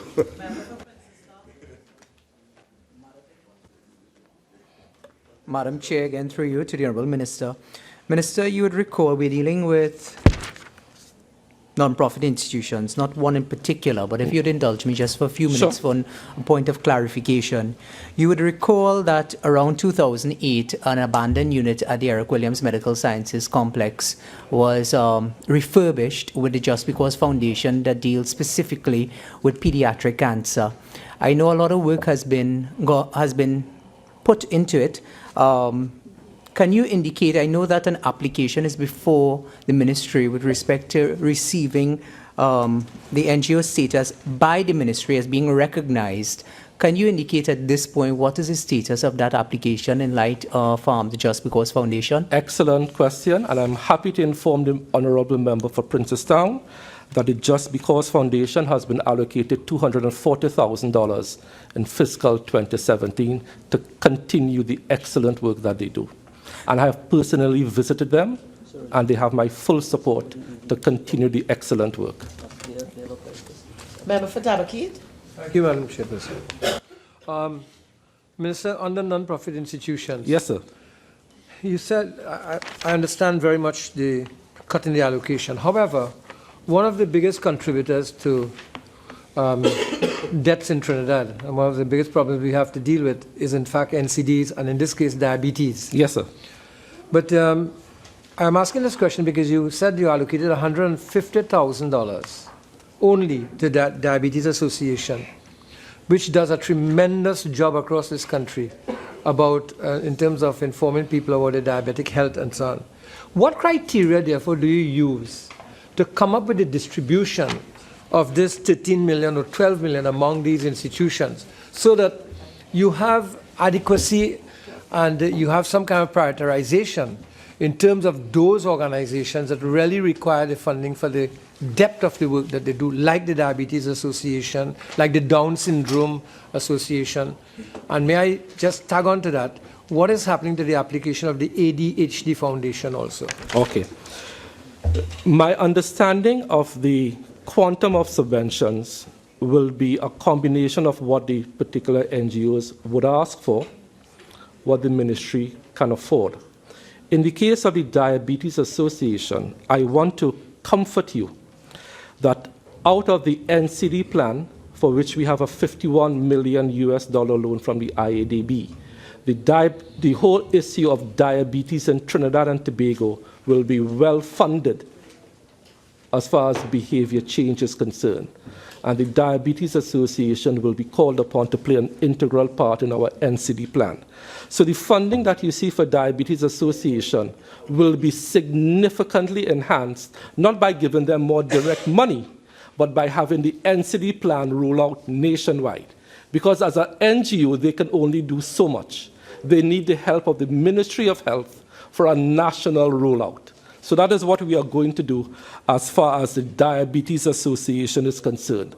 As far as the ADHD, I can't say that the Ministry of Health has yet approved anything. I will find out where it has reached in the ministry as to having them approved as an NGO to receive a subvention. Member for Kumutu Mansinilla. Thank you, Honorable Chairman. Honorable Minister, in light of the question that Member for Tabakik asked on the line item 20, the criteria in terms of distribution, were the institutions, was there any consultation with the institutions at all before making a decision to cut the funding? Consultation is a, yeah, sure. Let me intervene here. I notice honorable members opposite are asking the ministers in the various heads and ministries why they cut the allocation. They didn't cut anything. With respect to this item and all similar items, this is the funds that the Ministry of Finance has made available to the ministries, and the ministries then allocate within the budget that they are given. They haven't done this. It is the overall Ministry of Finance doing the budgetary allocation. So the minister can't tell you why he cut this and why he cut that. What would have happened is that the Budgets Division would have given his ministry an allocation for this particular item, and he is now required to distribute inside of there. Now, I could easily have stayed quiet and allow you to ask every minister why they cut, but I think we need to put an end to this. The ministers cannot answer that question. Member for Kumutu Mansinilla. Answer the question. If the there was consultation, please, with the various on a case-by-case basis. So if there are cuts, I will certainly communicate that with the relevant NGO. Chair, through you, I just wanted to find out, in terms of alcoholism and drug abuse, do you have an estimate of what size of population we're talking about? Which line item, sir? This is 22, right. Item 22. I can get those details for you from NADAP. You want specific details as to number of persons? I just want to know how many we estimate as being tending towards alcoholism, and those that are involved in drug abuse. Okay, I will endeavor to get that to you, sir. Thank you, Madam Chair. Honorable Minister, similarly with my line of questioning with respect to the Just Because Foundation, I've had the fortunate pleasure of meeting with members of the Autistic Society of Trinidad and Tobago, and I know that they have expressed publicly some dissatisfaction with respect to the response that they have gotten from Ministry of Health in terms of the research into autism. And I know on a previous occasion when this matter was raised in this House, you had given the undertaking to take a look at that in terms of the Autistic Society and the support that can be given in terms of research and development into the particular issue. And not only that, but also the treatment of it, seeing that right here in Trinidad and Tobago, not a lot of research has been done, one, and there are not many institutions that deal with a lot of the symptoms that is associated with autism. Could you at this point indicate what is the relationship with the Ministry and the Autistic Society of Trinidad and Tobago going forward, and if there is a work plan in terms of getting to where we want to be? As far as research is concerned? Yes. Okay. Any organization that wants to do research and wants the Ministry of Health to be involved writes to the Ethics Committee of the Ministry of Health.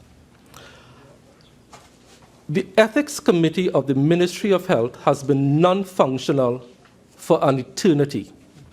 I am now re-establishing the Ethics Committee at the Ministry of Health so that the Autistic Society or any other NGO who wishes to do research can now make their application to the Ethics Committee.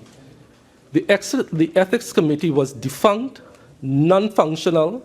We are now correcting that so that research can be conducted, but we have a problem that we need to be aware of, which I was alerted to, a legal issue. If it is an agency like the Autistic Society conducts research and the Ministry of Health pays for it, I have been informed that the issue of intellectual property ownership comes into play. Who owns the data? Who owns the intellectual property? So in reconstituting the Ethics Committee, I also have to solve that legal conundrum there. But what I can tell you is under this vote, the Autistic Society will receive $300,000 for their excellent work. Minister, just as a follow-up, could you give us a timeline with respect to this Ethics Committee being formulated and active? Right. The problem with the Ethics Committee that I'm looking at is getting suitably qualified persons to serve on it. I have approached several people, and a few of them have declined, some have accepted. So I hope to have this settled by the end of this, not fiscal year, calendar year, so that applications could then be made, and if we can do it, we will do it. But we have to reformulate the Ethics Committee. Item 007, Households, page 218, member for Sugonas East. Thank you, Madam Chair. Item 00701. Yes. Medical treatment of nationals in institutions, 75 million. Could you give us an idea as to what that involves? Sure. In terms of the institutions, public, private, and Sure. what kind of medical treatment? Excellent question. As I said in my opening statement, although you may have a vision for the Ministry of Health, I admitted that there's a gap between the vision and the reality. The reality is there are long waiting lines at hospitals for certain types of surgery. We have a lack of operating theatre space, surgical services are not always available, surgeon availability, etc. One of the things we are now doing, and I spoke about this in the budget debate, we are now relying more and more on in-house surgery, and I gave the example of cataract surgeries, where I showed that in the period January-June 2016, we are doing a lot more surgeries in-house than farming them out of the private sector. However, this vote is to handle things like certain eye surgeries, prosthesis, external radiation treatment co-payments to like Brian Lara Cancer Treatment Center, Southern Medical, and other services deemed urgent and necessary that cannot be performed in the public system in a timely manner. So this vote of $75 million is to handle things like that. Okay, and follow-up, Minister, is it possible to get a list for the 2016 75 million in terms of the institutions and the type of medical care that was attended? Sure, I can make that available to you. Member for Faisabad.